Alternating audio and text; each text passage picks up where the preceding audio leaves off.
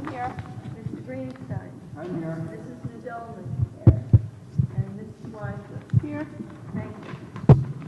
Sully, we want to announce our presentation. I'm Kevin Scully, Director of Creative Arts for the school district, and we've had some mostly live performances about once a month at board meetings. Today we're doing something a little bit different. At the high school we have music theory and songwriting class, and we also have an AP music theory class, and most of you know we have a television studio as well. So we did a collaboration with the Landmark and Education and the Ed Foundation on February 3rd, where those classes went and worked with a singer-songwriter named Matt Nakoa. And this is a compilation video of what happened during the day. Now this is a little bit different because it shows the process, and AP music theory, regular music theory is all about the process of creating music. Our rehearsals are as well. Most people, they just see the performance or they see the artwork in the hallways, and they don't necessarily know the process. Music theory is all about that television studio, although there's a final result. Most of it is process. And so I think you'll see that in this video. It's also a little bit entertaining. So I hope you enjoy it.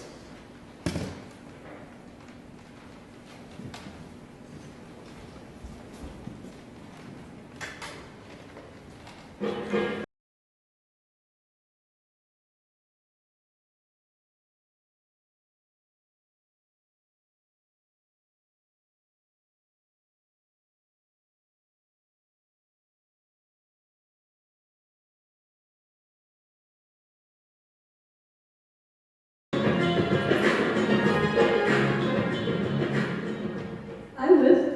Matt Nakoa. So tell me a little bit about yourself and your music. Wow. All at once? Okay, well, I am this guy who travels around and plays music.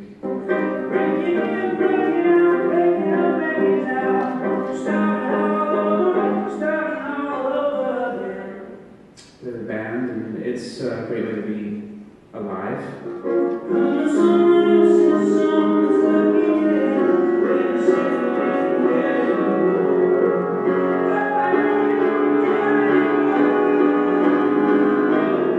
What are we doing today? We're here at the Landmark on Main Street in Port Washington, New York, and we're making music. We're going to play some music. We're going to talk about where the music comes from. But first, I want to kind of wake up our heads, our ears, our bodies a little bit.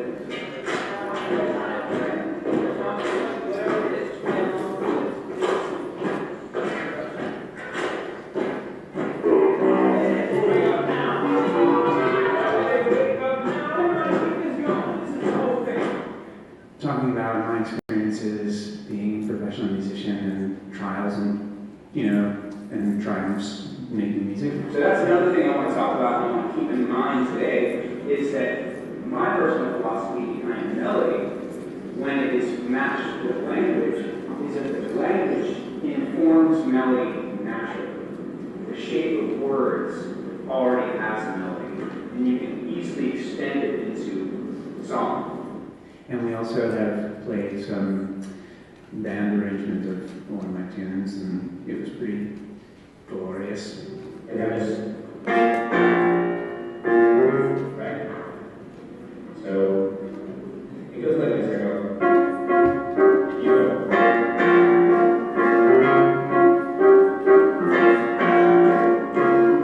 Cool. We're making music. We're talking about where music maybe comes from. I think that so often when we talk about music and when we learn music and when we look at dots on a page, we forget that the music is here. Can we all agree that you are an integral part to making music actually happen?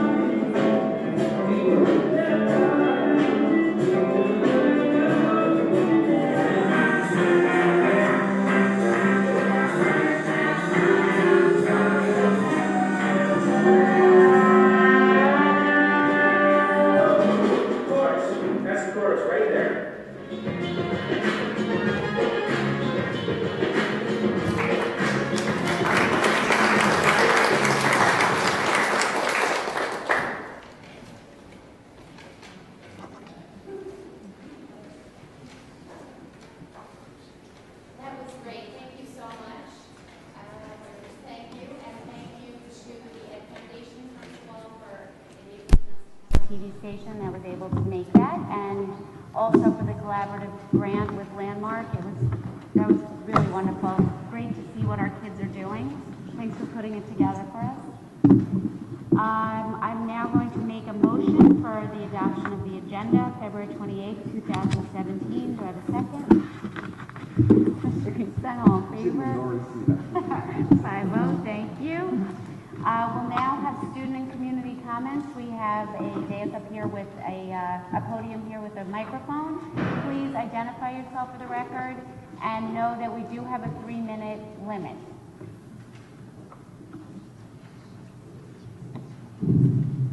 Good evening. My name is Michelle Whitman, and I'm a parent of a 2nd and 4th grader at Guggenheim Elementary School. As a working parent, I was unfortunately unable to make it to this morning's budget and facilities meeting.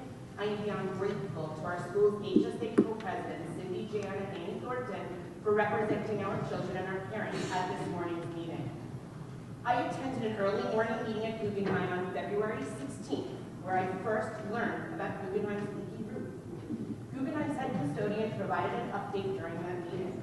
He stated that the district had provided a PO, purchase order, for a company to come during school vacation to patch the leaks and determine the next steps. I didn't understand the big deal until I walked down the hall and saw it for myself. Professionally, I'm in schools every single day here on Long Island. I know that schools leak. My house leaks. But never would I have imagined what I saw when I walked down the 4th grade hallway. A hallway where our K-5 students all use to access our music room that's in the portables. Despite the fans, there was a strong mildew odor. There were removed tiles all throughout the ceilings with wires exposed. There were garbage can contraptions with hanging plastic lining attempting to collect the water as it continuously dripped at a somewhat rapid pace. And this wasn't just in the hallways. Looking into the classrooms, you could see missing ceiling tiles, fallen shelving, walls where most shelves had once been, but were saturated so they came down, garbage cans collecting water, and black clumps of matter forming from some of the ceilings, all while our children and teachers were busy learning and teaching. Honestly, this is not what I ever expected to see in a Port Washington school. I have a very long list of questions, but I know that the time is limited, so I'm going to keep it to my top 4 for now, for topics for the superintendent and board to hopefully address at some point. 1, I am curious about what your own reactions and concerns must have been when you saw the conditions in which you expected our children to learn and our teachers to teach when you went to see Guggenheim Elementary School. 2, where is the communication with parents? We talk about transparency all of the time. When did you first learn of this? And how come there hasn't been communication to the parents of the children in this building, specifically regarding their health and the safety of them and our beloved teachers? 3, 30 seconds. Ensure safety for our children and our teachers. And number 4, what's your plan? Not to just patch, but to fix and acquire a new roof for Guggenheim Elementary School. Thank you.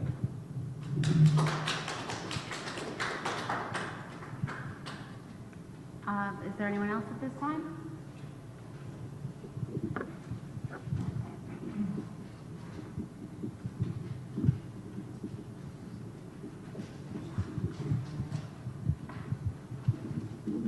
Barbara Cohen, I'm parent of a Schreiber High School senior and vice president of Aggie Advocacy for Gifted and Talented Education for Washington.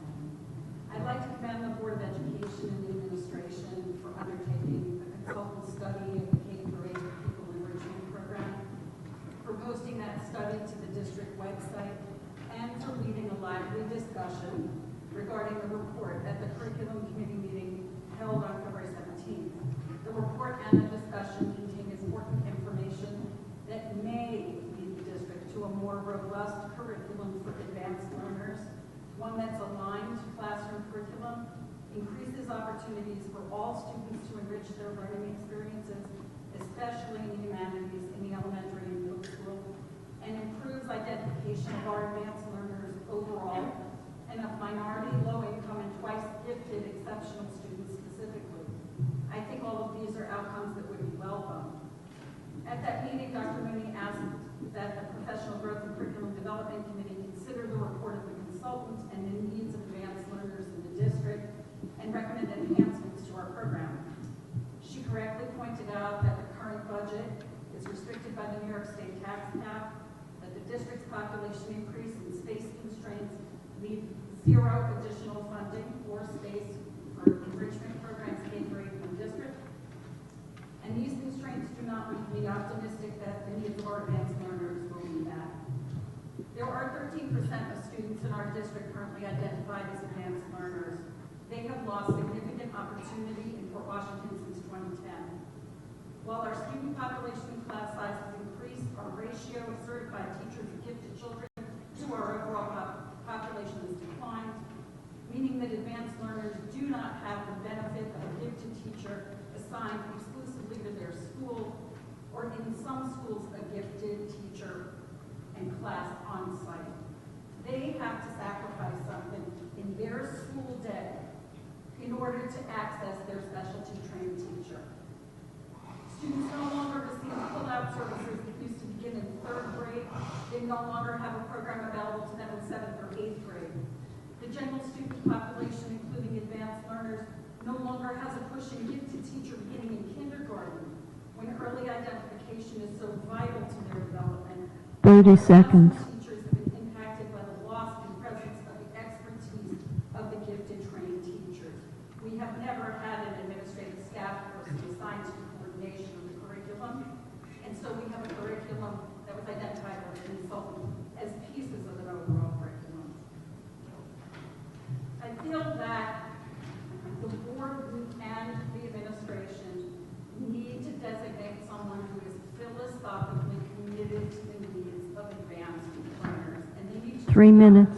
support the financial support and the philosophical support of the community. I would urge you to support our excellent certified teachers of the gifted and our classroom teachers working hard to learn differentiation so that we can advance all of our students. Thank you.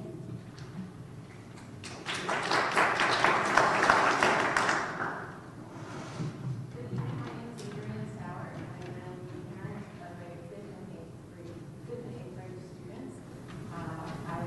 Neither of my children currently serviced by PEP. However, just as I have advocated for the past half decade, I think that we still need to have PEP. We need to have programs that address the needs of all students, including and I think I would reiterate all the things that Barbara so eloquently said. I don't want to rehash all of them, but it is very important. And I think that I'd also like to commend Dr. Mooney, Dr. Westerveld, and the board for commissioning Dr. Castle. To do the assessment of PEP and to making the report available online for everybody to see, and to have an open discussion before the grade. I think it was very important. I think it's important to have this kind of open dialogue, but also what do we do from here? There are recommendations in the report that are low cost or no cost. I think one of the things that Barbara didn't mention was core extension in middle school. I know that it's been a topic that's been discussed before, but I think that would be an easy way to try and address some of the needs of not just the gifted students, but all students. I know that there are some sections of core extension that do address that now. There are some excellent science experiments going on, but in the humanities, there is a weakness. I've mentioned this story previously to other people. My daughter spent a quarter of last year watching Harry Potter during core extension.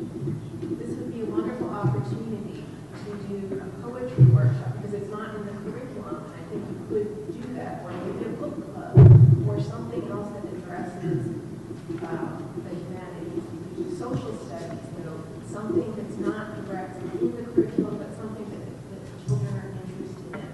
So I'm really looking forward to seeing what happens with PGCE, and I think a lot of people are also. There's been a lot of questions about it, and thank you for taking this first step, or the first 3 steps, and I look forward to seeing what comes from here.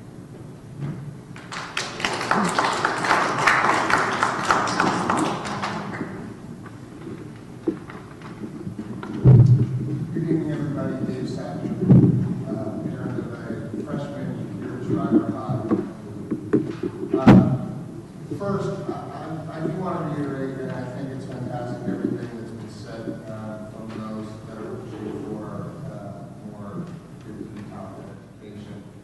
You know, years ago when we were here the first time it was cut, I implored you not to cut the money from the budget because it's going to make it that much harder. But in fact, we're at that now, and unfortunately, I feel like we're in a situation looking down the road where the situation could be even more grave. So I want to once again ask the board to really release all the data of where our cost centers in education have gone. Data can be information, it can be knowledge, and it can be power. And it behooves us to really find out what cost centers have been rising the most and figure out how we're going to get there. The other thing I want to say is over the course of the next year, I know that we have been philosophically committed to heterogeneous education, but if vouchers do come down the pike and parents do have the ability to choose to spend their money in other places, we as a district have to be prepared to put some of our philosophical ideals behind and make sure that we're meeting the needs of the people that are going to be paying the bills theoretically. So it may be a good exercise over the next year to do data analysis of what would the numbers look like and what could we do if we change our philosophy. Finally, the reason I came here tonight was to talk about other gifted and talented kids, and that's to let you all know that we're going to have a fundraiser out to Citi Field for the Port baseball team. So we really want everybody to come out. If we can sell 250 tickets to the Port Baseball Booster Club, and you can search us on Facebook, people at home. You can buy tickets, they're only $45. It gives you a $12 food and drink voucher. If we sell 250 of these tickets, our seniors can be honored on the field. These are kids that have grown up every day, bleeding blue and white, from their town teams to up here at Schreiber. We would really, really like to enlist the support of the community to do that. For many, they have always dreamed 30 seconds. Since they woke up at 3 hours in the morning to play baseball, of being honored on a big league field. It would be fantastic if we could do that. So it's Cinco de Mayo. Come on out, enjoy May 5th. We would love you to come. Those of you who can't make it, if you want to buy a couple of tickets and donate it to kids that are less fortunate, we would be happy to make sure they get into the right hands. Thank you very much. Support our team. Go Vikings.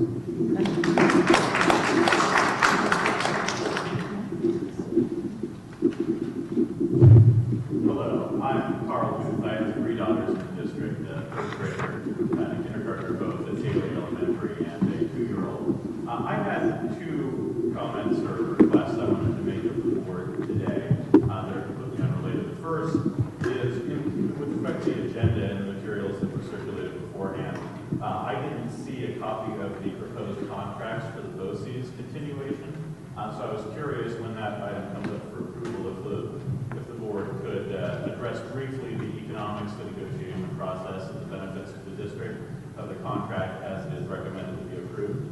My second point, I want to join in the several people who have come before me in commending the board for commissioning the report by Dr. Van Tassel-Basket on the PEP enrichment program and how it stands and the recommendations that she made. I do urge the board to consider that.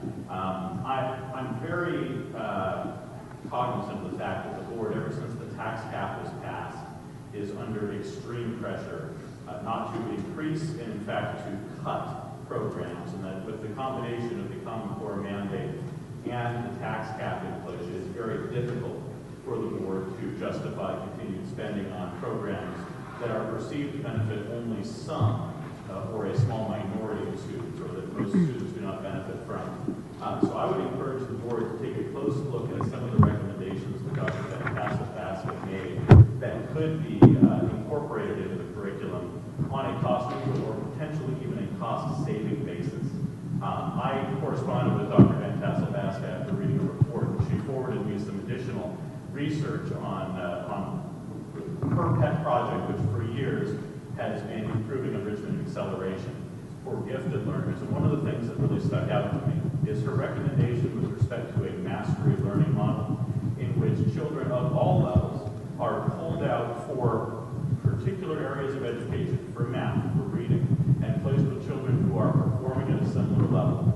allows a more targeted instruction for students all over the performance scale, has actually been found to improve performance of children all over the scale. It can be done with the resources that currently exist, and it's a way, I think, that the needs of meeting the tax cap and keeping costs down can be matched to the obligation 30 seconds.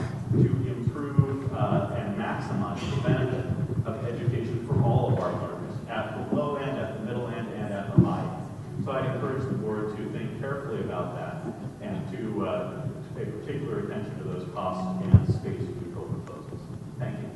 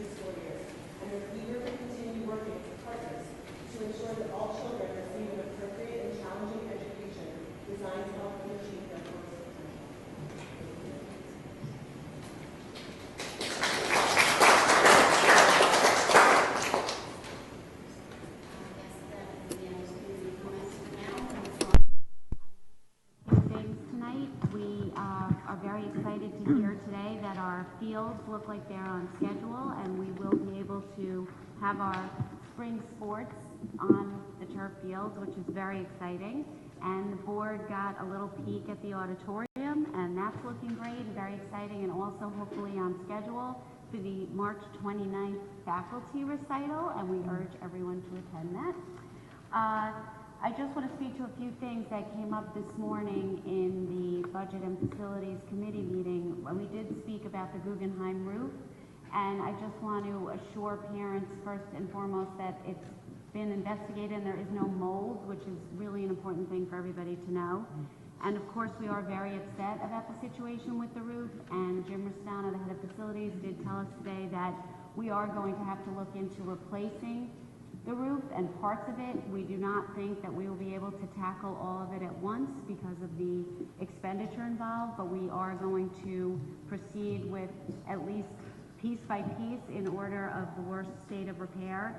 But it is a process, just like everything else with the bond. It has to go up to state ed. We need the architect first. It has to go up to state ed and be approved. We have to put it out to bid with the contractors. So unfortunately, that takes time that we just can't control, but we are trying to get it going as fast as we can.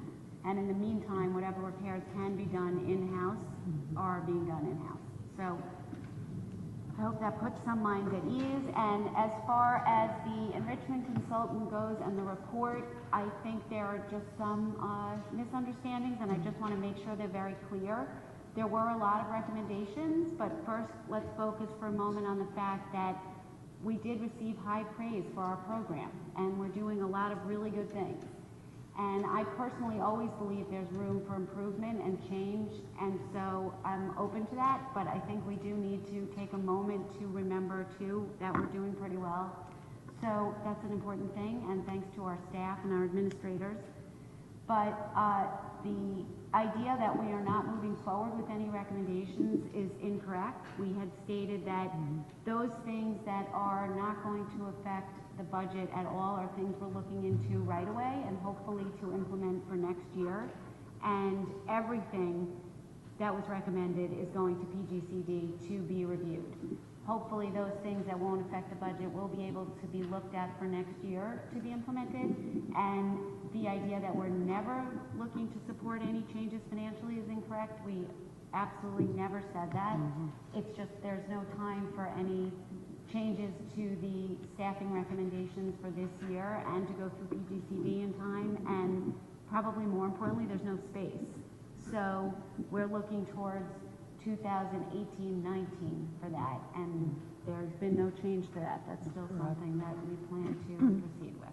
So thank you for everyone who came here tonight to talk to us about it.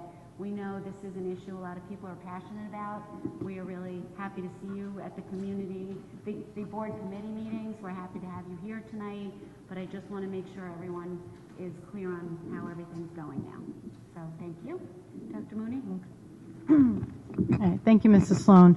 Good evening, everybody. Thank you so much for coming out tonight. We do appreciate hearing your feedback and your thoughts on a variety of issues. I do hope everyone enjoyed the break last week, if you were able to take some time, and our seemingly spring-like weather, fingers crossed that this will hold. I do have a few reminders on some additional upcoming events. Tomorrow night is our elementary district string band festival. I do want to point out that it will be held in the Sousa Gym. I think it's incorrect on the calendar. I think it says Weber Auditorium, and just seeing our students perform collectively is always really an amazing event. This weekend is a very busy week for us for creative arts. Is the Schreiber High School musical production of Crazy for You. It starts on Thursday night, Friday night, Saturday night, and Sunday afternoon. I always encourage you to come out if you can't get into the city to see a Broadway show. I must tell you, it's the next best alternative, and our students have just worked so very hard. It will be in the Weber Auditorium because the Schreiber Auditorium is not ready just yet, but it will not be any less exciting and fun. Again, I'm making another plug. Our district choral festival at the Tillis Center will be on Monday, March 13th. Again, just very excited to have this event. Should be really outstanding. And we do thank the Ed Foundation and Hearts and the district and our HSAs and everyone who's contributed to that endeavor. And just a little preview down the road, the end of March, Weber Middle School will have their musical production of Pippin, and that will be the weekend of March 24th. And I know there are quite a number of our students involved in that. So once again, please come out and support all our students. I know we're deep into the different sports, and spring sports are starting, so many athletic events, and just so many other really wonderful things happening within the district. I will just for a moment ask Ms. Fennick to give us an update on enrollment, in particular the kindergarten enrollment report. Thank you, Dr. Mooney.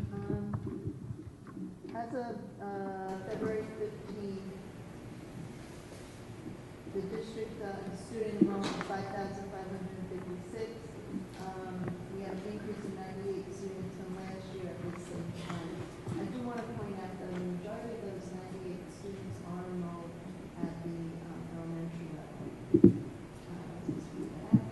And right now, kindergarten enrollment, as of February 28th, we have 318 students enrolled. Last year at this time, we had 276, which is equivalent to 42 children. What's the projected total? The projected total is 405. What do we have this year? Right now, we're 318. No, currently. Current kindergarten. Current. This year's current kindergarten is 429. Thank you. approval of minutes, February 7th, 2017. Do I have a second? Mr. Kingston, all in favor? 5-0, thank you. We'll now go to the discussion item, the budget. Mrs. Callahan? Or- Yes, yes. Mrs. Callahan is going to continue our budget discussions. For those of you who have not been here the last couple of meetings, we have had two presentations. Our presentation back in January really demonstrated our increased enrollment and our need for staffing within the district, particularly to maintain class size. And at our last presentation at the beginning of February, we had greater discussion about where we believe that we're going, and gave a very specific breakdown of the staffing requests that I am recommending to the board for this upcoming 17-18 school year. I do believe it is important for me to once again clarify that in terms of the focus of staffing for the 17-18 school year, it's quite substantial, and it is really to maintain the class sizes. That's really important. However, there are no recommendations in the current budget proposal to reduce or to cut back on any enrichment programs or enrichment staffing. It would remain at its current level, and that we are looking toward the future once we feel we're able to stabilize the class sizes and some of our construction is completed and our schools have additional classrooms, to move forward in a different direction. So sometimes it can feel a little frustrating, but we do need to be patient as we work our way through these particular issues. And that is not to say we are certainly not stagnant. We will continue to enhance our curriculum and enrich it with a variety of humanities and STEM activities. So just saying that, I will turn it over to Mrs. Callahan. She will take us through basically our fund balance and reserves, and we'll go from there. So thank you.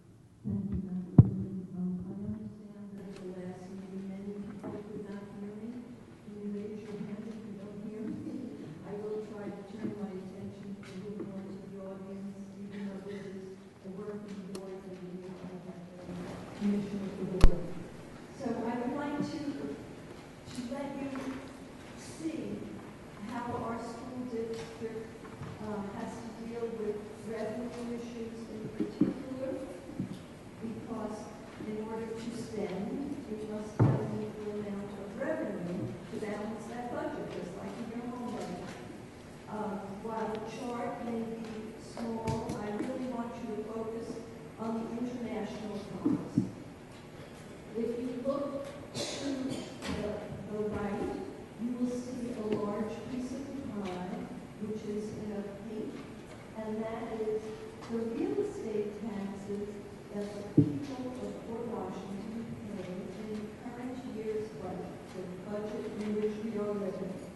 88% of our budget comes from property taxes. Then you will see a small yellow piece of the pie, 6%. That is the state aid that we get from New York State.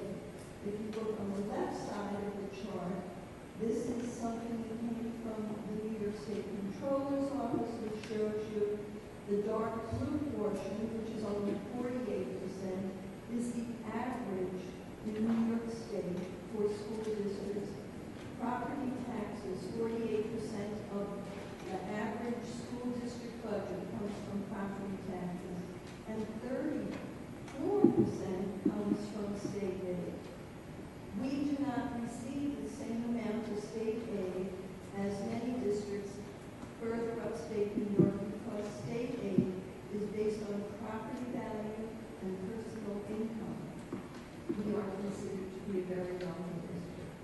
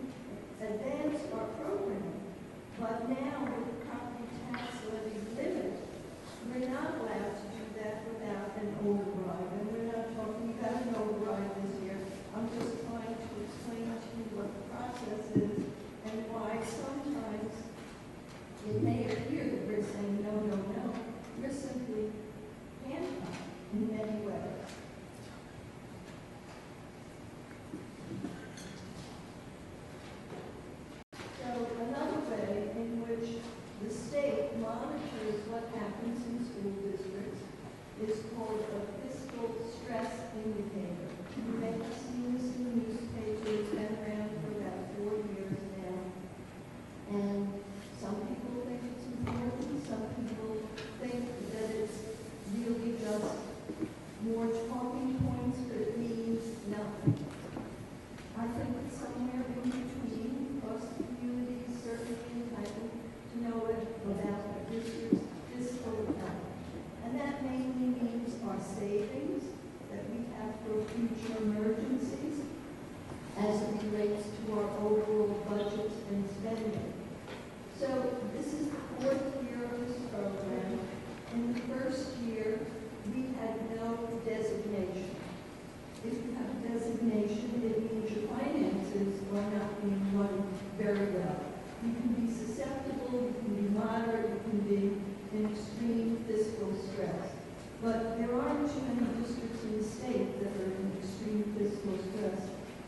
I think we have over 70 districts, and there are about 10 in the state.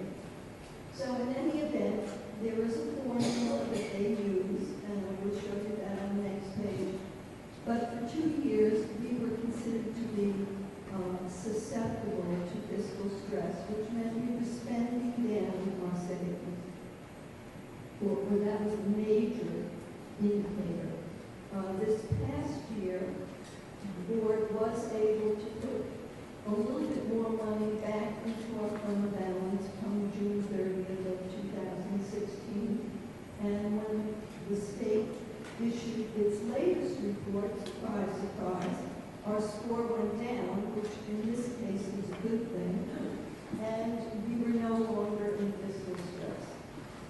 And there are 4 key points. I will just go over them really quickly. But the largest and most important is item number 1, which is the undesignated fund balance as a percentage of your gross revenue. So they're saying our savings as a percent of the overall budget, because our revenues have to equal our budget itself. And a year ago, our fund balance was very low. It was 2.9%, and that caused us to be quote-unquote in fiscal stress once the formula ran itself.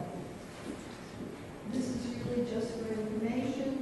I'm not trying to make a judgment one way or the other. It's simply a report that the state provides. It is usually in the newspaper, so if you read about it, you can be fully informed. I'd like to go on and talk about the reserves the district does have. These are called restricted reserves, and the state establishes the names of the reserves that school districts are eligible to have, and our auditors monitor that on an annual basis to be sure that we are not holding more money in those accounts than we actually need. And as you can see the titles, they are self-explanatory. They are listed in our annual audit report. We have a total of $5.3 million in these reserves. If, for example, we had a massive workers' comp claim and the budgeted amount that we have set aside is not sufficient, we have this extra savings specifically for this reason. We are also allowed to take money with board authorization from that specific account to be applied against the following year's expenses to offset your tax levy, for example. So, as I said, we have the workers' compensation. Back about 8 years ago, when we were laying off staff, there was a need to have a very high unemployment reserve because we were paying people $30,000 a year in unemployment, and we had laid off approximately 8 or 9 people. So we needed to make sure that we had those extra revenues. I have a question mark next to potential repair reserve. That is an item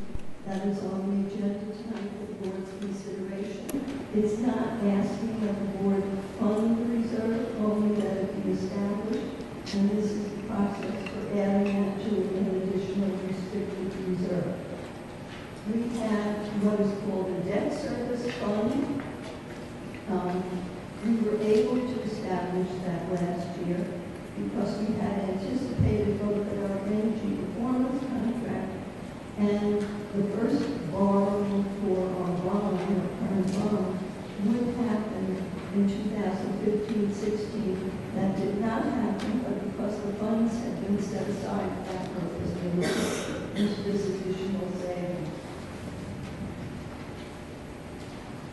In addition to the restricted reserves you saw just now, we have what is referred to as an unassigned fund balance. The state allows you to have a maximum of 4% of your subsequent year's budget in that unassigned fund balance. For the board's information, I have shown them the unassigned fund balance for the last 4 years, what we are anticipating for the 16-17 unassigned fund balance. These, of course, are estimates on this last line. And in the center, you see where it says appropriated for subsequent year. That is the amount of money that the Board of Education has taken out of the district's savings over the last 4 years to help offset the taxes in order to maintain programs and live within the levy limit. In our preliminary discussions thus far in budget and facilities meetings, the board has discussed using $850,000 as it did last year. If that was the case, my estimate, working with my staff, would show that our unassigned fund balance would be in the area of $4.2 million. That does not include, as I said, the restricted reserves or the debt service fund that's noted on the prior page. As we get into, as I say, the nitty-gritty of the budget, and we talk about staffing, we will be asking the board if the $850,000 number is the appropriate number. This small little calculation is what we look at when we're determining how to come up with the levy limit. Each district is going to have a different tax levy. The state of New York says that the maximum is 1.26% increase this year. But I don't think you will find one district on Long Island that has a 1.26% increase. Some will have less than 1%, some will have over 2%, some might be 3 or 4%. The reason for that includes all the vagaries in the formula, which could have to do in specific years with either the pension system costs escalating or when a district adds additional debt service. Debt service is the money we borrow when we do our construction. So that's one of the pieces that impacts the tax levy here in Fort Washington in particular. But we haven't shown this calculation since 2013, so just thought as a little bit of a tutorial, we would toss it out there again. And then just as it relates to your own tax bill, sometimes I'm surprised, but I shouldn't be, that when someone calls and asks about their tax bill, they don't understand that in addition to this formula, your house is going to be different from your next door neighbor's house. I don't care if it was built the same week, but if you have made improvements on your home and your neighbor has not, your taxes are going to be higher. If you have filed for tax certiorari, and you see all those advertisements in in the newspaper, people do it all the time.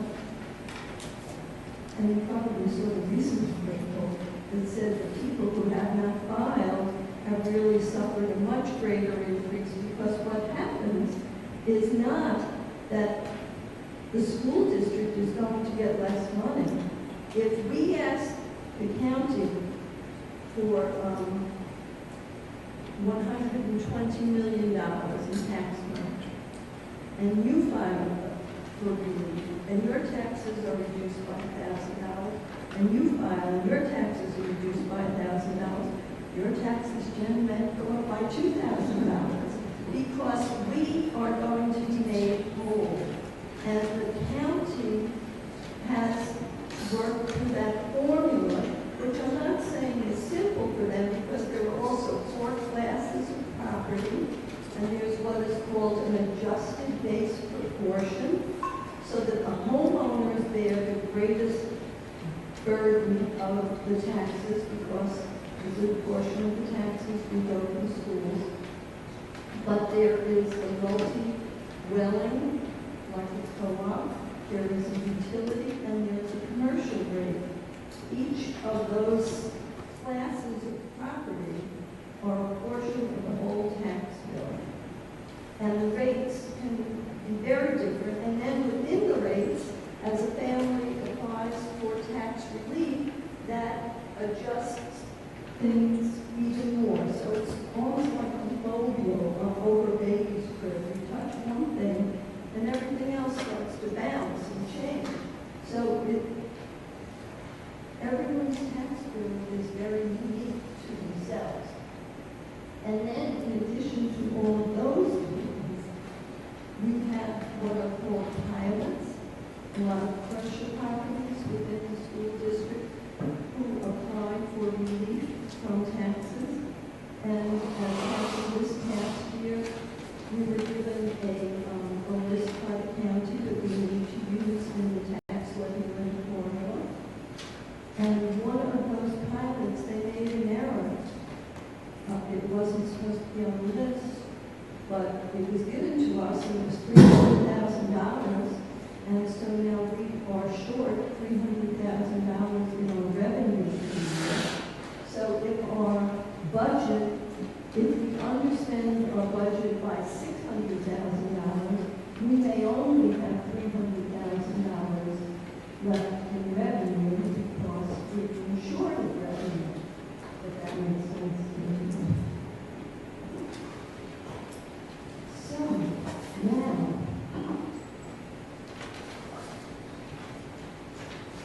we did start to talk at the last meeting about specific staffing. This is the rough cost, because certainly we have not offered positions to anyone yet, but based on the 15.4 additional teaching positions that we discussed at the last meeting, and which we will go over again this evening, if we estimate $75,000, and assume we have to pay Social Security and pension, and provide health insurance at whatever contractual amount is, that cost is $1.7, almost $1.8 million. The levy limit at 1.26. In doing preliminary calculations, I have not even given the Board of Education a draft of the budget yet, because this is a large number, and I would not want that number floating around in the community on top of the draft budget, unless there was a certain degree of comfort that somewhere along the line that number was going to become a real number. So the draft budget that we have simply has provided, in most instances, for the same supplies and equipment as this current year. It has provided for contractual salary increases, it has provided for the increases in pension costs and health insurance costs, and with the $800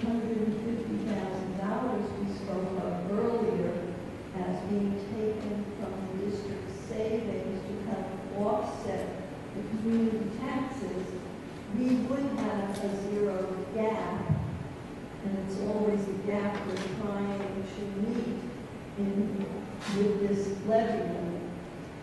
Now, what would the community benefit by if we added $1.78 million? This is the staffing as presented at the last meeting, except that at the last meeting, I did have in error one additional elementary teacher, and I had not added the position which is on the next page of a social worker. So I'm going to go back. The total in dollars remains the same, but I did want to point out that there is one fewer elementary position listed here, and there is a social worker listed on the second page for the social worker is for the high school. So we're talking about two administrative positions, an associate administrator for literacy through K-2, an assistant elementary principal. At the elementary school, we're talking about a total of 6 K-6 teachers, one is bilingual today. And then at the high school, we have art, English, a variety of needs in the ESL department at the elementary schools, at the 3 elementary schools, an addition of foreign language needs at the high school. We have right now a half-time pre-K guidance person who we would like to use full-time. We need additional help at both middle school and high school. You see a variety of additional parts of person for music at elementary and middle school, and as it belongs to the next page, physical education at 3 of the elementaries as well as the middle school and high school, the social worker at the high school, the nurse to be district-wide with our growing enrollment, which continues to surprise me as I go to my meetings with the surrounding district business officials, and they're all telling me about their declining enrollment, and each year we seem to have at least 100 students over the our last position is an ITA, which I've been working in the technology area. The question of the value of the staffing, the reasons for the staffing, really the superintendent is best person to speak to those directly, but from a fiscal point of view and a financial point of view, in order to move forward, the board needs to ruminate about this $1.78 million, and if there is any thought or desire to take that additional money out of our fund balance, because there is no way we can add any staff to this budget and stay within the levy limit. Mary, I just have a quick question. If we were to take out money out of reserve for this coming budget, what would that do to our fiscal stress, that 4%? Alan's not here, he usually does all the math. Right, he would have done. Well, I wanted you to see that, and I will go back so the community can see as well. That means if you look on the chart that says unsigned fund balance, that in the year 13-14, the board took a very forward step in order to keep our program moving forward, and took $3.9 million from fund balance to meet that gap so that we could live within the levy limit. And it did bring us down to $2.9 million overall. Right now, If you took out the 850, it would be up to 4.2 in the unassigned. We can, in order to pay some of our debt, take money from the debt service reserve portion, and you can, by board resolution, move any of these restricted reserves down to what is referred to as unassigned. It's just a little technicality. And then apply the money once it gets to unassigned. Where do I think that will leave us in terms of fiscal stress is really your question. I think it could very well put us back in the category of susceptible, where we have been for 2 years in a row. I wish I had a crystal ball to say what would happen in future years. I don't. But I know that programmatically, with growing enrollment, if we don't increase, especially at the elementary level, the class sizes are going to be extremely large. And we have a number of locations in the high school that are already stressed. The board approves those class sizes over 28 or 30. And the middle school has already been looking at, if not next year, the year after, when there's a very large cohort coming into elementary school. So I think it's never good to use all of the reserves, but we would not be using all of them. Where money will come from in future years if we continue to grow, I think that that's a question from year to year, and I think we have a legislative committee that tries to work with our representatives to try to get us more state aid. If, excuse me, if the economy improves to such a point where the tax levy limit goes up to 2%, then maybe next year we would not need as much from our fund balance, but those are all things that are unknown, but possibilities. Mary, I just wanted to clarify, when you talked about all of the individual homeowners' taxes, and aside from the formula that you showed and the tax levy limit, that's sort of where we end, and the county takes over, correct? So that how those taxes are divided and how everybody's assessed, that comes from the county. Those numbers come from the county. They only split up our whole number amongst all of those. Exactly. We, the Board of Education passes a resolution prior to August 15th, once the community has adopted a budget, and we inform the county of the total levy, and they split that up, as you said. Thank you. Okay, a few questions for the beginning.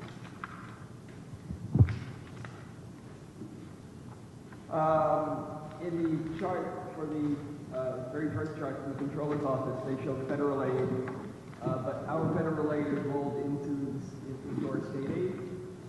That 6% number includes federal aid also?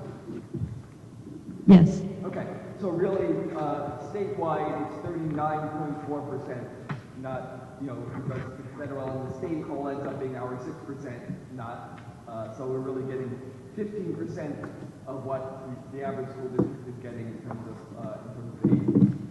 Right. Okay. Let's see. I'm a little confused with how $4.2 million could be 4.2% of a $140 million budget.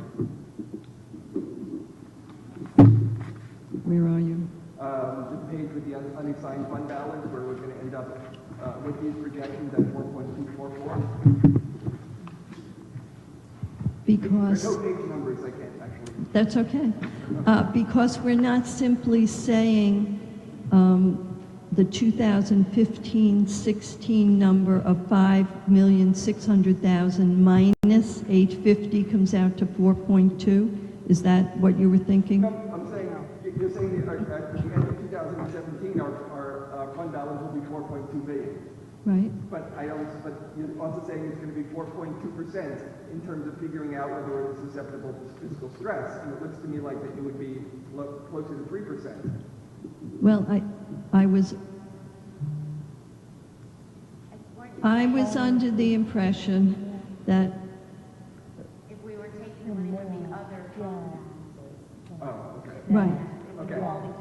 Okay. Then also the difference between the 15-16 unassigned fund balance and the 16-17 unassigned fund balance is $1.4 million. So I realize we have the $850,000 that we're planning on taking out or thinking about taking out, and we lost $300,000 in the pilot. But where's that extra $300,000 reduction in fund balance coming from?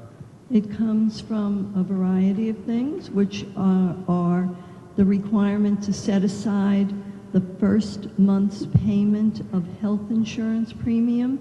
So it's the difference between last year's July premium and this subsequent July.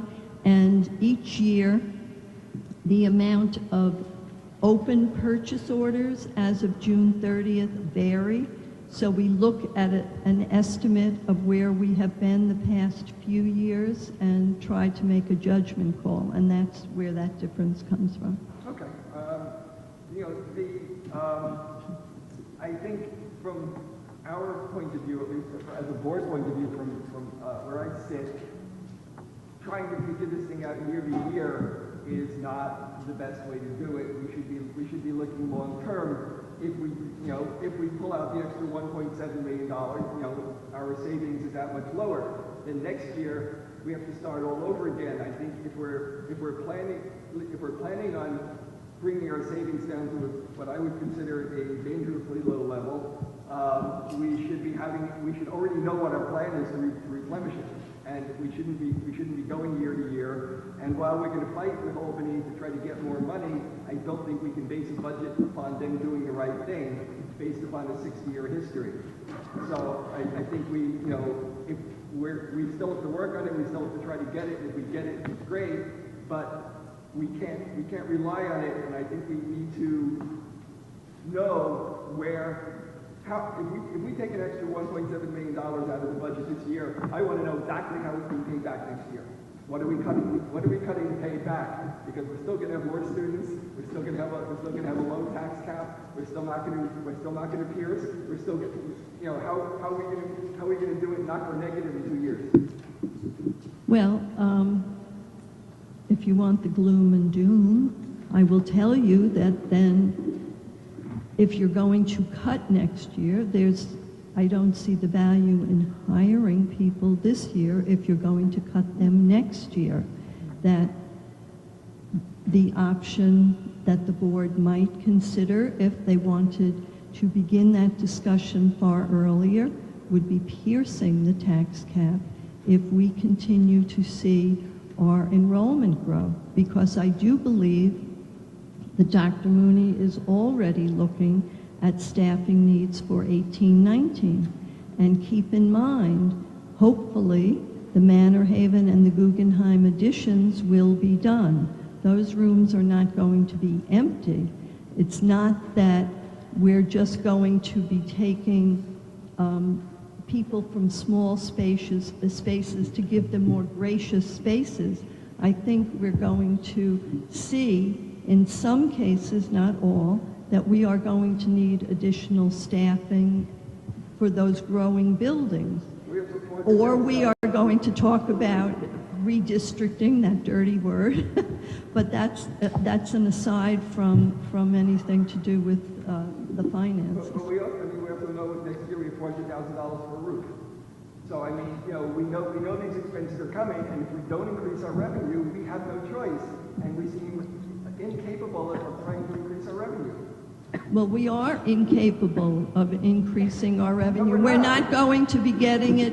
We're not going to get it from cake sales. We can attempt to increase our revenue if we so choose. We can ask the community to increase our revenue. Well, that's what I meant when I said next year piercing the cap. Every year it's always we can do, we're going to need to do it next year, we're going to need to do it next year. I don't believe we'll end up doing it next year either. Well, that is certainly a policy decision which has to be discussed by the board.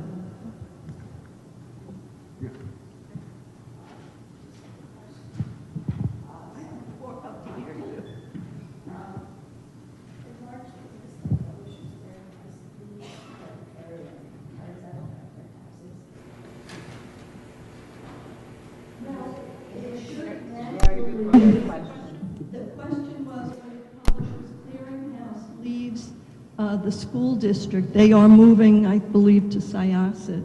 And the question was, how will that affect our taxes? It will have a negative impact on the commercial property owner because the Publishers Clearinghouse taxes will be spread among the remaining business owners in Class 4.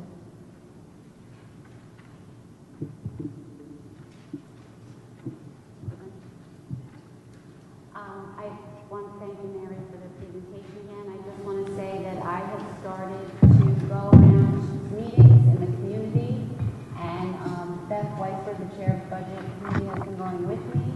We are really looking for input about the additional monies we'll be needing and whether or not this is a time to look to be trying to pierce the tax cap or to be taking it from reserves. As Mr. Baer passionately told the community at prior meetings, we are going to run out of money. And what Mr. Greenstein's saying is true. But we do have the money in reserves right now, and it is a little bit late in the game in the year to be talking to the community about piercing the cap and really educating the community on where we're at with it and why we need to be asking that of the community. Nonetheless, we are looking for input, so please email us, talk to us, come to meetings, let us know your thoughts, because we are hitting a wall, and whether it's going to be this year or next year, we are going to have to go to the community and ask the question on whether or not this community supports education in this school district. We're just not going to have any more options.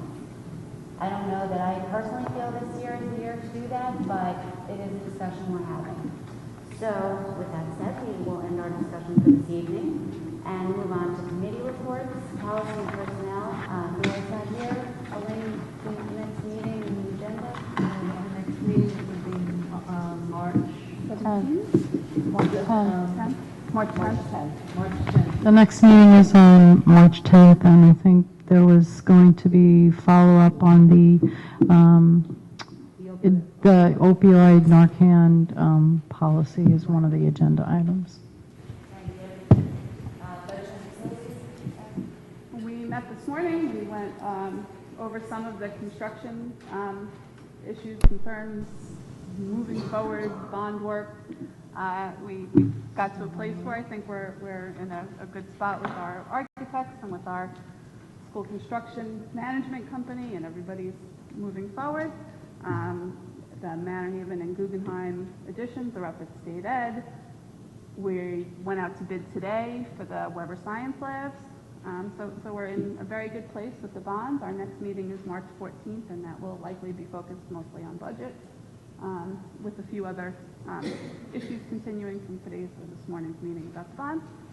And we also did discuss the Guggenheim roof, and I just want to reiterate what Karen said this morning. We are not looking at stopgap fixes. We are looking at the long-term permanent solutions. They're just time-consuming, unfortunately, and so we're moving forward with that process quickly, and hope to do as much of that as we can, maybe even this summer if State Ed cooperates, but a lot of that is in their hands, unfortunately. Thank you. Curriculum, we met and had a discussion on our PEP program, and I guess nobody showed up and nobody talked about it. No, I think we discussed it quite fully, and I think everybody here, seems like everybody here was there. Our next meeting is on St. Patrick's Day, and I think it's on robotics. March 24th. March 24th, okay, a week after that. Okay, and it's on robotics, right? The now robot. Yeah. Now robot. Now robotics. Yes. Yep. Thank you. And it won't be as exciting as the PEP meeting, so everybody should come to that one too. I'll now move to the action items. I'll move A1 through D8D. Do I have a second? Mr. Beeson, all in favor? 5-0, thank you. Do we have any new business? Old business? We have another opportunity for the community to be heard. Does anybody else want to be heard? Okay.